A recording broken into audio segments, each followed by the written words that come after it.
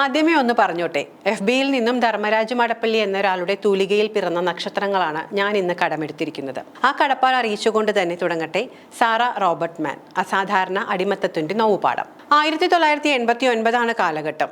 ദക്ഷിണാഫ്രിക്ക എന്ന British അധീനതയിലായിരുന്നു. Sara Baartman എന്ന പെൺകുടി 1789 ദക്ഷിണാഫ്രിക്കയിലെ ഈസ്റ്റേൺ കേപ്പ് എന്ന സ്ഥലത്ത് ജനിച്ചു. കാലിമേച്ചും കൃഷി ചെയ്തും ജീവിച്ചു പോന്ന ഗുഹാവാസികളായിരുന്നു അവരുടെ ഗോത്രം. സാറയ്ക്ക് 2 വയസ്സായിരുന്ന കാലത്ത് അമ്മ മരിച്ചു. 4 വയസ്സായപ്പോഴേക്കും അവളുടെ അപ്പനും അവളെ വിട്ടുപോയി. സാറയുടെ ഏക മകൾ ചെറുപ്രായത്തിൽ തന്നെ മരിച്ചുപോയിരുന്നു. പിന്നീട് ഭർത്താവ് ഒരു ഡച്ച് അധിനിവേശക്കാരനാൽ കൊല്ലപ്പെട്ടു. പൂർണ്ണമായും അനാഥത്വം. ഉപജീവനാർത്ഥം വീട്ടുവേലകൾ തേടി സാറ കേപ്പ് ടൗണിലേക്ക് പോയി. സാറയുടെ ഖോയ് ഗോത്രവർഗ്ഗക്കാരുടെ ശരീരഘടനയ്ക്ക് ഒരു പ്രത്യേകതയുണ്ടായിരുന്നു. നിതംബം അല്പം വണ്ണം കൂടിയ രീതിയിലായിരുന്നു അത്.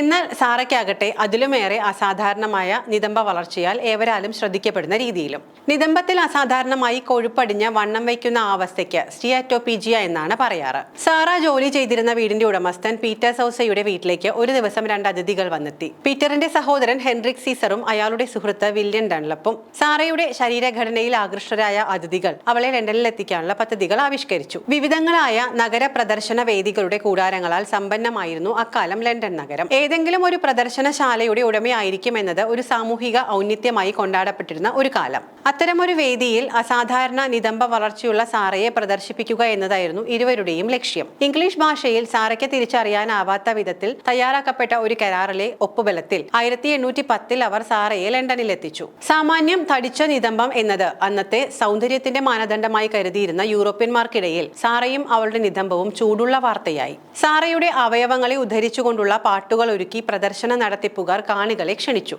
അവളുടെ ഉയർന്ന നിതംബത്തിന്റെ നഗ്ന ചിത്രങ്ങളാൽ ലണ്ടൻ നഗരത്തിന്റെ ഭിത്തികൾ അതിന്റെ നഗ്നത മറച്ചു. ഒട്ടക പക്ഷികളുടെ തൂവലുകൾ പിടിപ്പിച്ച ഇറുകിയ വസ്ത്രത്തോടെ അർദ്ധനഗ്നയായി അണിയിച്ചൊരുക്കപ്പെട്ട സാറയെ ഒരു മൃഗത്തെ എന്നതുപോലെ ഇരുമ്പു കൂട്ടിലടച്ചാണ് വേദിയിലേക്ക് വലിച്ചു കൊണ്ടുവന്നിരുന്നത്. കൂട്ടത്തിൽ നിന്ന് പുറത്തിറങ്ങാൻ വിസമ്മതിക്കുമ്പോഴൊക്കെ ചാട്ടവാറിനടിച്ചും ഇരുമ്പ് തോട്ടിയാൽ അഴിക്കുള്ളിലൂടെ കുത്തിയും അവളെ പുറത്തു ചാടിച്ചു. അത് കാണാൻ ഇരമ്പിയെത്തിയ ജനം ഒരു മൃഗത്തെ കാണുന്ന കൗതുകത്തോടെയും ആർപ്പുവിളികളോടെയും സാറയെ എതിരേറ്റു. സമ്പന്നരുടെ വീടുകളിലെ സ്വകാര്യ പ്രദർശനങ്ങളിലേക്കും സാറ തെളിച്ചു കൊണ്ടുപോകപ്പെട്ടു. പുരുഷ നേരം പോക്കുകളുടെ ഏറ്റവും വിലപിടിച്ച കളിപ്പാട്ടമായി സാറ.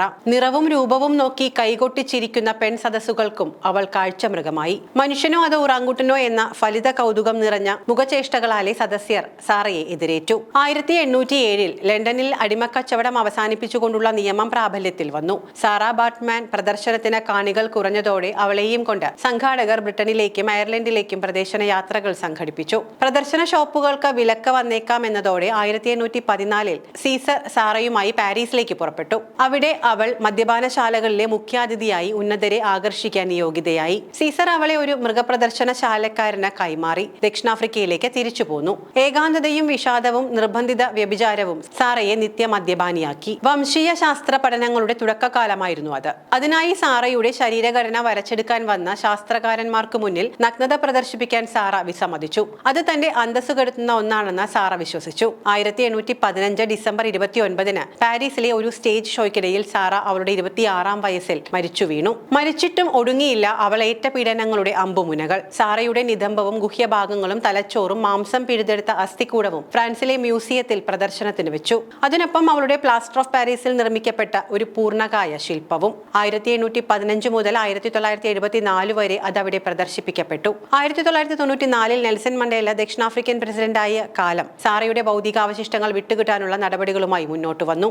8 വർഷങ്ങളാണ് ആ നടപടിക്രമങ്ങൾ പൂർണ്ണമാകാനായി എടുത്തത്. ഒടുവിൽ 192 വർഷങ്ങൾക്ക് ശേഷം 2002 അറുത്തുമാറ്റപ്പെട്ട നിതംബമായും ഗുഹ്യഭാഗമായും മാംസം പിഴുതെടുക്കപ്പെട്ട അസ്ഥികൂടമായും അതിനെ അനുഗമിച്ച പഴകിയൊരു പ്ലാസ്റ്റർ ഓഫ് പാരീസ് പ്രതിമയായും സ്വന്തം മണ്ണിലേക്ക് സാറ ബാർട്ട്മാൻ തിരിച്ചെത്തി. ഉചിതമായ വരവേൽപ്പാണ് ആ തിരിച്ചുവരവിന് മണ്ടേല ഒരുക്കിയത്.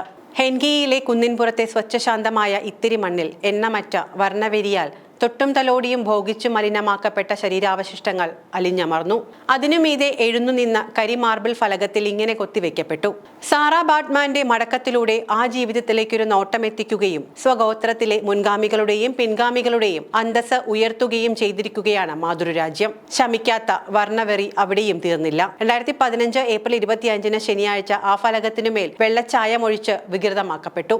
ജീവിച്ചിരിക്കുമ്പോൾ, മരിച്ചുകഴിഞ്ഞ്, മണ്ണടിഞ്ഞുകഴിഞ്ഞ് എന്നെല്ലാം ഒരു ജീവിതത്തിന്റെ പല കാലങ്ങളിൽ സാറയെ പിന്തുടർന്നുകൊണ്ടിരിക്കുന്നതത്ര വർണ്ണവെറിയും അന്തസ്സുകെടുത്തലുകളും ഭൂമിയിലെ മറ്റേതു മനുഷ്യന് ഏറ്റുവാങ്ങപ്പെടേണ്ടി വന്നിട്ടുണ്ട്.